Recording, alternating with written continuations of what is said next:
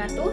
Perkenalkan, nama saya Badriatul Tamam, mahasiswi program studi Ilmu Al-Quran dan Tafsir, Fakultas Usuluddin dan Filsafat Universitas Islam Negeri Sunan Ampel, Surabaya.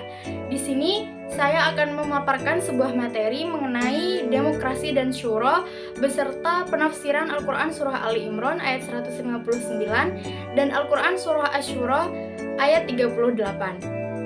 Baik, sebelum memasuki penafsiran dan pembahasan lebih dalam mengenai demokrasi dan syuro atau musyawarah ini, alangkah baiknya kita mengetahui bagaimana respon masyarakat dan sikap dari masyarakat mengenai adanya demokrasi, konsep demokrasi yang telah dilakukan di negara kita Indonesia ini.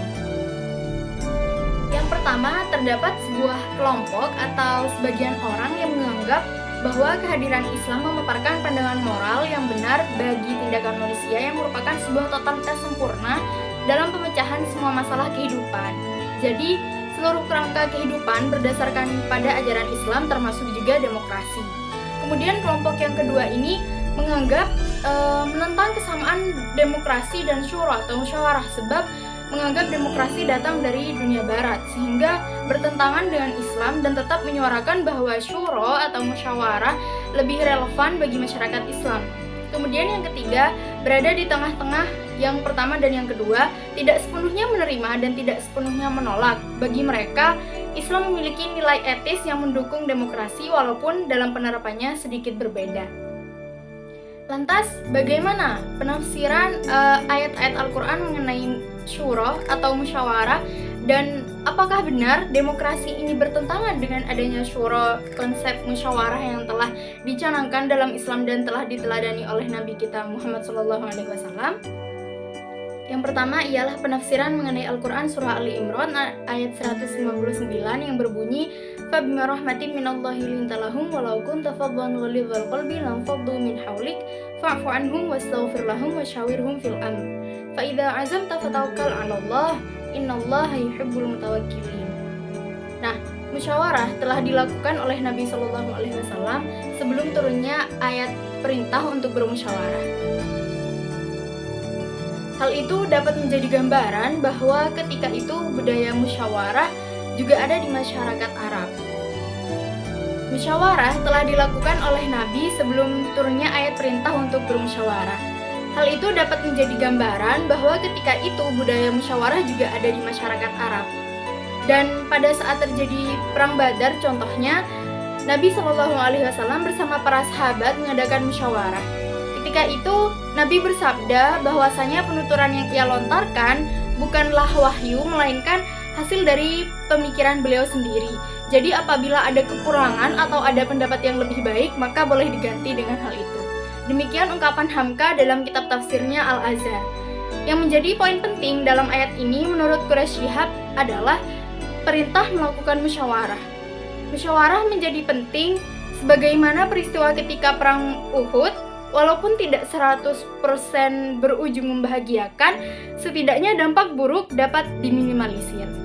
Kemudian selanjutnya ialah Al-Quran Surah Asy-Syura ayat 38 yang berbunyi وَالَّذِينَ اسْتَجَابُوا لِرَبِّهِمْ وَأَقَامُوا الصَّلَاةَ وَأَمْرُهُمْ شُورَى بَيْنَهُمْ وَمِمَّا رَزَقْنَاهُمْ يُنْفِقُونَ.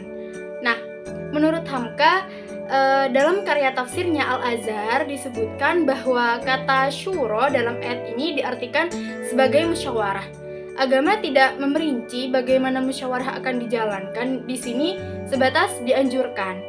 Hamka juga menambahkan antum a'lamu bi umuri dunyakum, atau yang artinya kamu lebih tahu dengan urusan-urusan duniamu. Quraisy Shihab mengungkapkan pendapat yang sama. Ia mengatakan asal kata dari syuro adalah syaur yang artinya musyawarah. Tidak dijelaskan secara spesifik dalam Al-Quran mengenai bentuk musyawarah yang dianjurkan agar umat dapat mengembangkan ide dan berkesempatan melaksanakan sebagaimana yang dikehendaki. Ayat tersebut turun di periode Mekah menunjukkan anjuran Al-Quran untuk bermusyawarah dalam segala waktu dan berbagai persoalan yang belum ditemukan petunjuk Allah di dalamnya. Ibadah mahdhah tidak termasuk hal-hal yang dapat dimusyawarahkan. Perlu diperhatikan pula Jika tidak berwenang dalam sebuah musyawarah atau sebuah majelis, maka tidak perlu hadir sebab boleh jadi yang dibahas merupakan persoalan yang rahasia. Model pemerintahan Islam yang menjunjung musyawarah terlihat di masa Nabi Shallallahu Alaihi Wasallam sampai dengan Khulafaur Rasyidin. Namun saat memasuki Daulah Bani Umayyah, Abbasiyah dan seterusnya kembali ke bentuk kerajaan, maka dapat dipertanyakan maksud dari oknum yang mengagungkan kepemimpinan khilafah. Seperti apa yang mereka maksud sebenarnya? Apakah menghendaki segala keputusan di tangan raja tanpa izin untuk berkontribusi pada negara atau bermusyawarah atau bagaimana? Oleh karena itu, demokrasi tidak tampak bertentangan dengan Islam walaupun Al-Quran tidak menyebutkan secara gamblang kata demokrasi.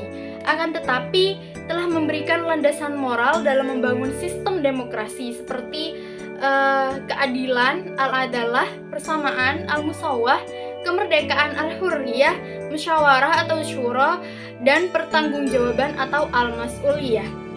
Kendati tidak seluruh rakyat dari Sabang hingga Merauke dapat menghadap presiden secara langsung untuk bermusyawarah, namun terdapat DPR dan MPR yang dapat mewakili suara rakyat.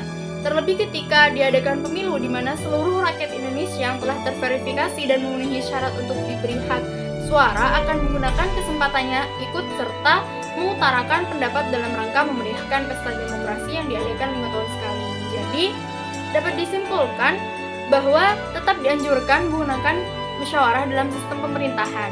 Akan tetapi, bentuk dan rinci konsepnya dapat disesuaikan oleh umat. Indonesia menerapkan konsep musyawarah dalam demokrasi, maka tidak ada pertentangan antara demokrasi dan syura. Demikian pemaparan materi yang dapat saya sampaikan. Terima kasih telah menonton. Mohon maaf apabila terdapat kekurangan dan kesalahan. Wassalamualaikum warahmatullahi wabarakatuh.